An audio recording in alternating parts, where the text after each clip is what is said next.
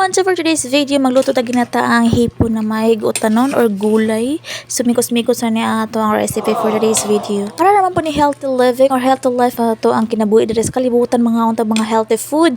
So magluto ta diri mga healthy vegetable. Walay imi be lami jud kini nga recipe ngayon ani inyo lutuon. Pwede po ni sa alimangon ninyo recipe, pwede po sa hipon. So hipon na available diri sa amo ang market for today's video. Mura po akong gipalit kay mura po na mura po affordable. So let's go. So by the way, disclaimer lang ha. So hipon lang available sa Huang Suki nga tindahan for today's video. Mura po akong napalit. So tara ato na sugdo na nga to ang pagluto. So first, ato din ang gutad-gutad na to mga ingredients diya, kalabasa, okra, talong, so kana pichay. So pichay akong gipalit kay mura may barato-barato sa tuwang kanang market. So pichay ako ang gisagol. So pwede rin siya mga cabbage or depende ninyo sa inyong isagol, walay problema. Basta inyong recipe ang masunod o diba? Kaya kamo may galuto, mo po na yung mod niyo. So humana ko prepare hugas sa mga ingredients na to nga to ang isagol sa tong luto. So of course magsugod na ta. So una ato mag-init ta direct pan.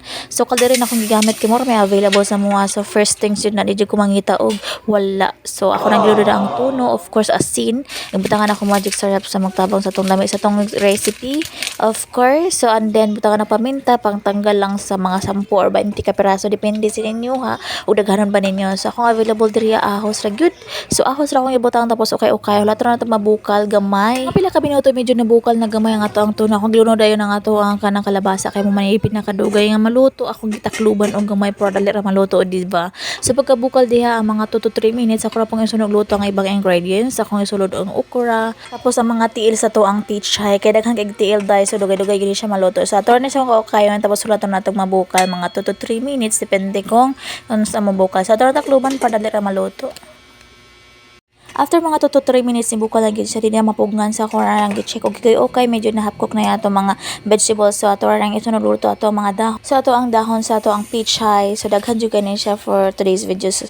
Mo paborito po na ko ni sa mga tinunuan nga nani nga dahon. So ako ang gituyo nga daghan og palit kay of course my favorite. Disclaimer lang jud kaayo ha. So depende ra gid ninyo unsa nga gulay inyong pwede isagol lang ako lang for today's video mura gini mood na ako ang pwede isagol or ganahan ako isagol aning recipe kay mura pud ako ang ganahang kanon ganan. So ako na siyang gipayhag-payhag diha gipailalom gamay para ikabukal maluto na siya mapisik siya sa tubig ba. Tapos pag human ako ngita kluban para maluto og dali. Hapit jud ko nakalimutan sa nanam di ko ulang diri so ako na siyang iluno diha sabay sa tuang cabbage para masabay siya gluto while nagprocess og luto ang cabbage masabay pud ang ulang og kaluto para dili mag-overcook ato ang cabbage. Tapos akong giluno na ato ang first na gata. Siyang itakluban para dali ra maluto sa mga 2 to 3 minutes or 5 minutes siguro kay gibalhin ako sa rice cooker di sa kinawrat akong gasol. Sa mga hilig magusto magluto diha asun ani niya akong recipe kay very easy ra gyud kayo ni og sayon ra kay luto on dai sa Bisaya. Kaya ay mo pagdugay-dugay diha so let's try. Og ganahan pud mo og dili ayaw lang. So always note this is my own recipe version so I would like to share you only for out na pud sa inyo mga idea how to cook. So this is it for now. So thank you Lord for the blessings and happy time everyone. Bye.